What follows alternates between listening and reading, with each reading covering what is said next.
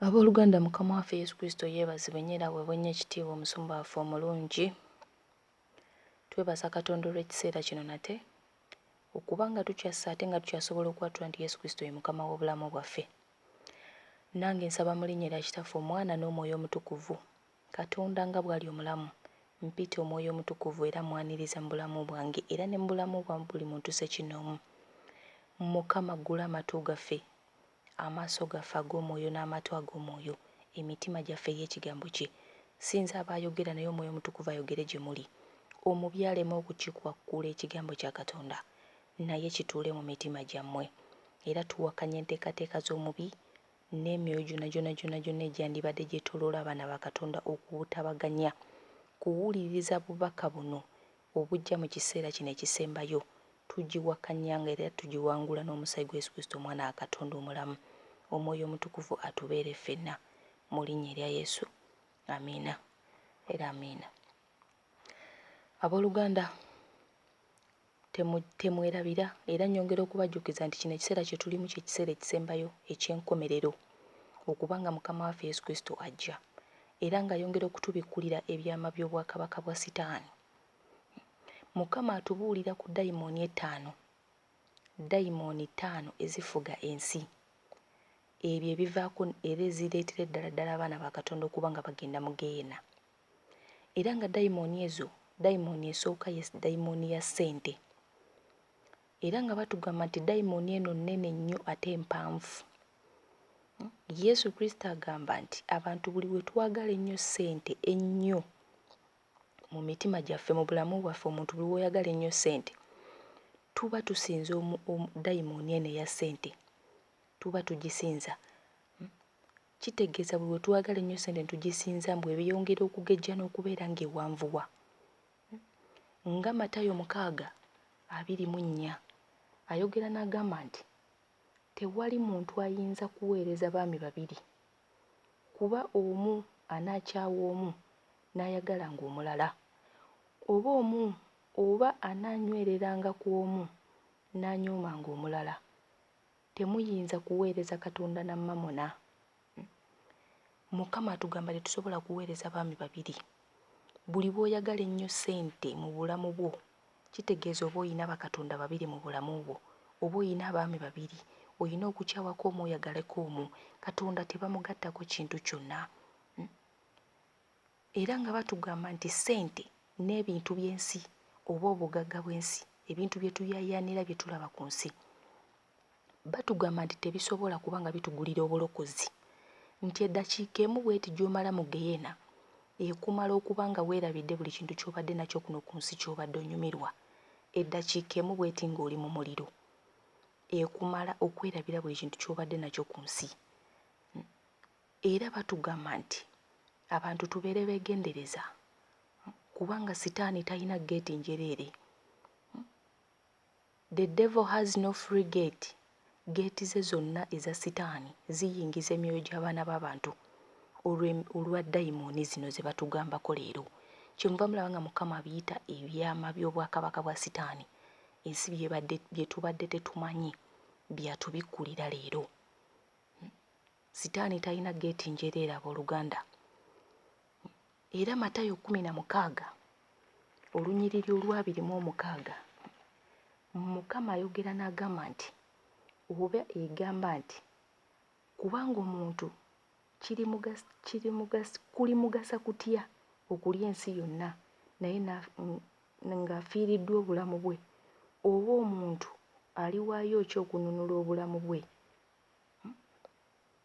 Omwana w'omuntu oyinza kuwaayo ki okununula obulamu bwo wansi w'enjuba wano? Toyina ky'osobola kuwaayo kununula bulamu bwo.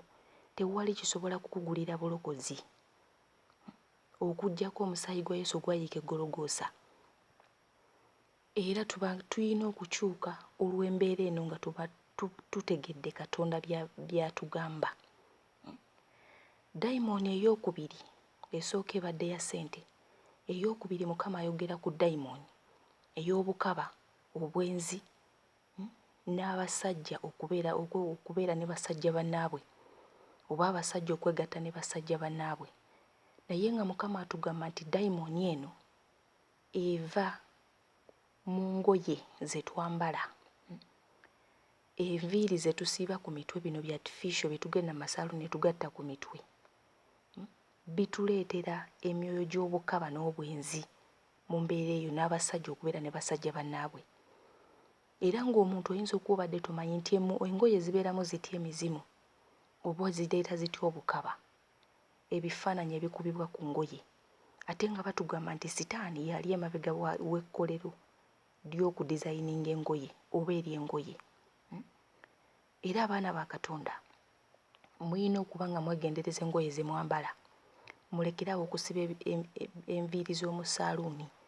Mukama abagamba kulongoosa nviiri zammwe ze yabatonda nazo. Engoye ze muteekeddwa okwambala ziteekeddwa okuba nga ziri plain, nga temuli yadde akantu konna, nga luli plain.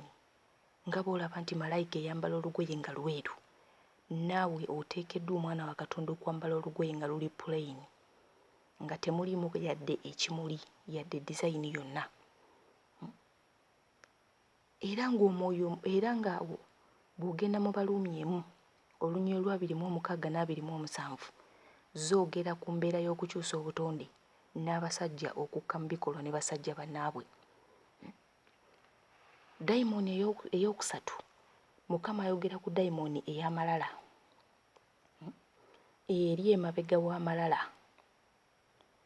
Era nga batugamba nti bambi twewombeeke ng'abaana ba Katonda era ng'abalokole oba abakkiriza, kubanga ngero 16 olunyolo lwa 18 eyogera ku kigambo malala, amalala gakuba ekigwo.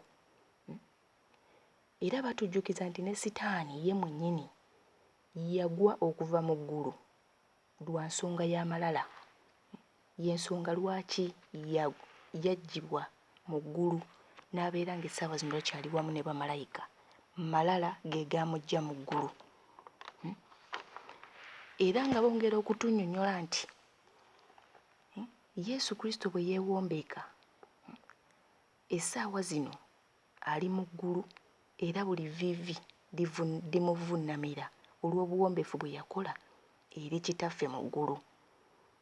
Naffe batugamba tubeere abawombeefu, tubeereme okubeera abaana ab'amalala. Bwe gaba nga gasobola okusuula sitaani eyali malayika omukulu omuyimbi mu ggulu, n'omwana w'omuntu tegasobola kukuleka. Tubeere abawombeefu, abaana ba Katonda. Dayimooni ey'okuna ye dayimooni ya TV.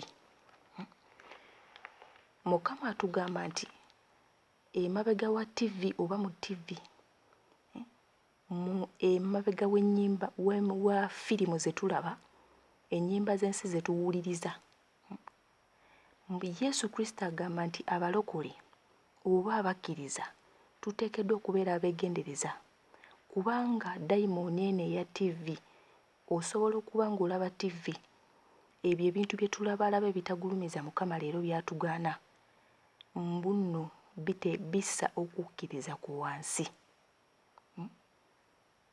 Mukama atugamba nti TV erimu dayimooni, ebintu bye tulabalaba.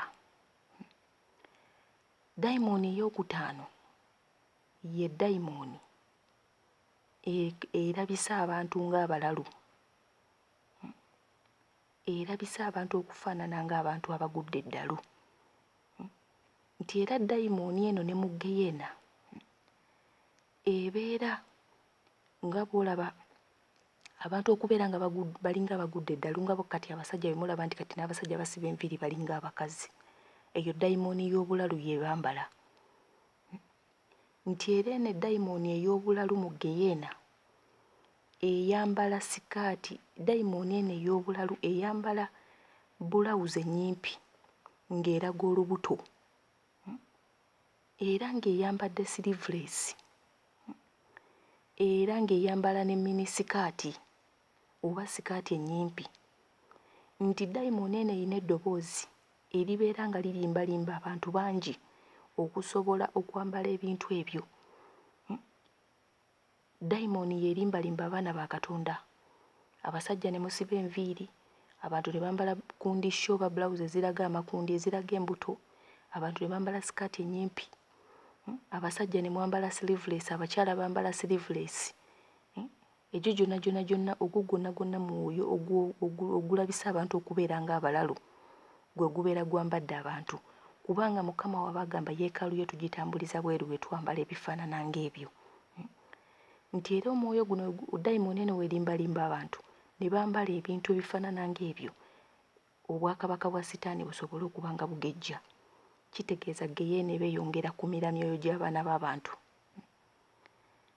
Era nga bagamba nti abalokole bangi, abakkiriza bangi, abayimba ennyimba z'obulokozi oba za Yesu, naye ng'ate nga ffe tumanyi za Mukama naye ng'ate si za Yesu. So Mukama atugamba tulina okubeera abeegendereza ennyo. Era buli mwana wa Katonda ng'owulira oyagala music oba ng'owuliriza ennyimba za gospel, gamba Omwoyo Omutukuvu nsaba ombuulire muyimbi ki ddala gwe nnina okuwuliriza, kubanga si buli muyimbi yayimba gospel nti ayimbira Mukama. Bwe tuwulira nga baatudde erinnya Yesu, ffe tulowooza baatudde Yesu waffe. Ennaku zino Sitaani alina amagezi mangi. Abayimbi abamu baakola endagaano ne Sitaani. So bwe tuwuliriza ennyimba nga tumanyi za Mukama, nazo zitutwaza mu geyeena nga si za Mukama. So nkusaba buli mwana wa Katonda, gwa mu maaso ga Mukama, mubuuze ennyimba z'oteekeddwa okuwuliriza. Sitaani bw'amanya nti batugaanye ennyimba z'ensi, mubalokole kati mwayita okubanga aleeta ennyimba tulowooze nti za Yesu nga si za Yesu. Kyemuva mulaba nga batugamba tubeere beegendereza. Buli kintu ekiyingira mu mubiri gwo, mu matu go, mu maaso go oba mu ki nga tekigulumiza Mukama, kigenda kukutwaza mu geyeena. Tukyuke tuve mu butamanya bwe tubaddemu. Kivola nti mbagambye babiyita ebyama lwa nsonga tubadde tetubimanyi. Naye Mukama ng'abitubikkulidde okubimanya, tukyuke. Awulira ng'omutima gwe teguggumidde mu kuwuliriza, koowoola Omwoyo Omutukuvu omugambe Mukama, nsaba ombikkulire bino gw'obyogera, nsaba ombuulire.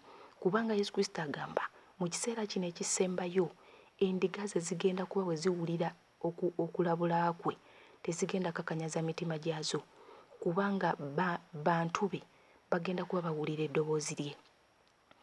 So mbasaba muwulire, temuwulira nze naye muwulire eddoboozi lya Katonda, kubanga ye endiga ze zimumanyi era bwe zimuwulira zimugoberera. Sitaani tomuganya kukukakanyaza mutima, wabula tugonde obwakabaka obw'omu ggulu bwakuwaguza. Ebintu by'ensi bye tulaba ng'ebitunyumira bye bitwazizza bannaffe abasinga mu geyeena.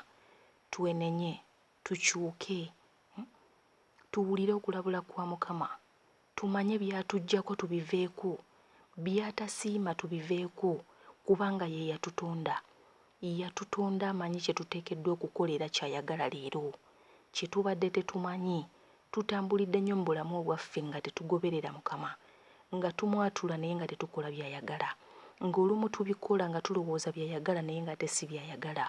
Kati leero nga tubikkulira by'ayagala, abooluganda nsaba tuwulirize, tugonde, ate era tukyuke mu linnya erya Yesu. Mukama abanjagalire, Mukama abaggule amatu, amaaso n'emitima, abawe ekirabo ekyokulaba ewala n'okumpi, mu linnya erya Kitaffe, Omwana n'Omwoyo Omutukuvu. Amiina era amiina.